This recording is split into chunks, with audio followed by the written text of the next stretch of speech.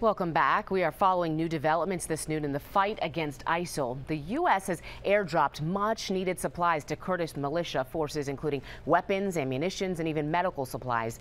The forces are battling Islamic militants for control of the Syrian town of Kobani. ABC's Susan Salney has more on what this means for the larger fight against the extremist group. U.S. airstrikes pounded ISIS targets over the weekend in the bloody fight for the Syrian city of Kobani. And overnight, a crucial new development. American aircraft dropped arms, ammunition, and medical supplies to help the Kurdish militia forces who've been under ISIS assault for weeks. A much-needed lifeline. Brian Wilson is a U.S. citizen who is fighting with the Kurdish forces against ISIS. They're outgunned. They're brave fighters. They just need more help. I mean, if they had, better technology, better weapons, they could finish Daesh on their own.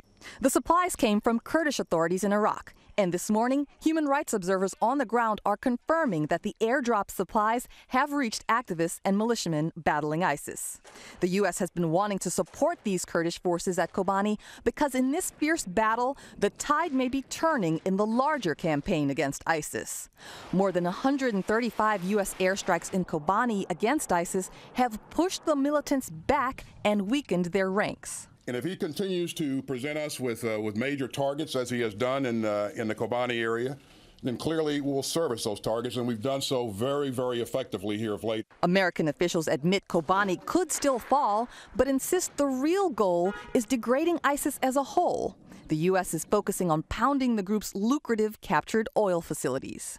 One of those overnight airstrikes actually targeted a pellet that had fallen outside the drop zone, all to make sure those supplies don't fall into ISIS's hands. In Northwest, Susan Salney, ABC 7 News.